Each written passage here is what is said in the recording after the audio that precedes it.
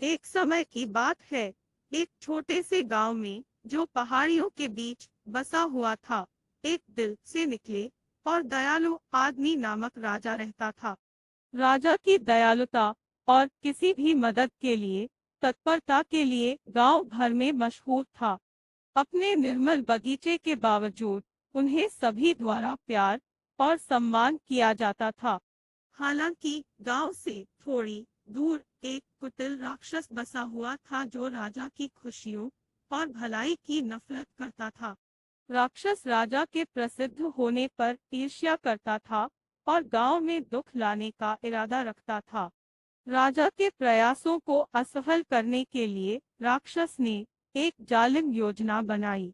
एक पूरे चांद की रात को, जब गांव नींद में था, राक्षस राजा के घर में चुपके से घुस गया और उनकी सबसे मूल्यवान वस्तु चुरा ली, एक जादुई दीपक को, जो उनके परिवार में पीढ़ियों से पास होता था। इस दीपक में कहा गया था कि यह किसी भी अपने मालिक को 3 इच्छाएं पूरी करने की शक्ति देता है। दीपक की हानि से निराश होकर राजा ने ऊंचा नीचा खोजना शुरू किया, लेकिन वह कहीं भी नहीं मिला। उसे नहीं पता था कि राक्षस ने दीपक को एक अंधेरे गुफा में छुपा दिया था, जिसे दुर्जन जानवरों द्वारा पाला जाता था। दिन रात के रूप में बदल गए और गांव में आशा कम होने लगी। बिना दीपक के राजा का जोश कम होने लगा और एक बार प्रसन्न समुदाय अवसाद में गिर गया। उसी बीच राक्षस ने उस उलझन में आनंदित होते हुए इसका फायदा उठाया। दीपक के पास होने पर वह अभिमानी महसूस करता था और गांव पर हानि पहुंचाने का काम करता था। फसल सूख गई, पशु बीमार पड़ गए और पहले चमकदार समुदाय में अंधकार छाया। दीपक को पुनः प्राप्त करने और गांव में शांति को पुनः स्थापित करने के लिए प्रेरित राजा ने दुष्ट राक्षस से संघर्ष करने का एक खतरनाक सफर शुरू किया।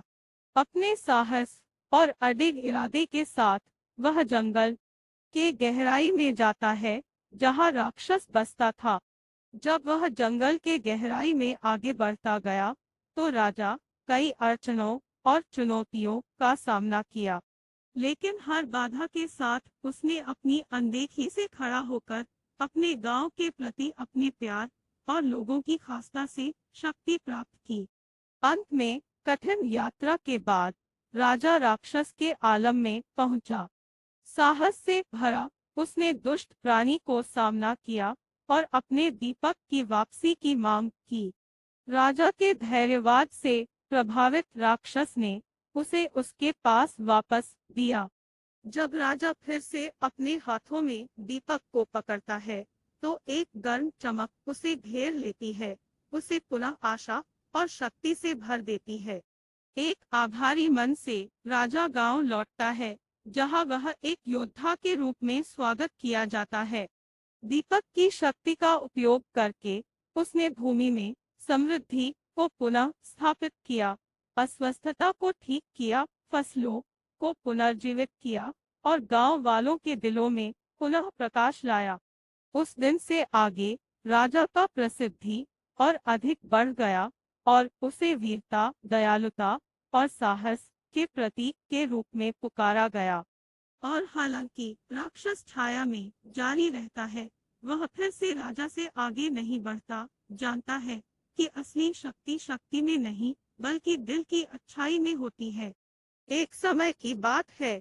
एक छोटे से गांव में, जो पहाड़ियों के बीच बसा हुआ था, एक दिल से निकले और दयालु आदमी नामक राजा रहता था।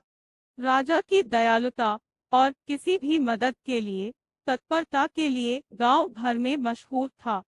अपने निर्मल बगीचे के बावजूद उन्हें सभी द्वारा प्यार और सम्मान किया जाता था। हालांकि गांव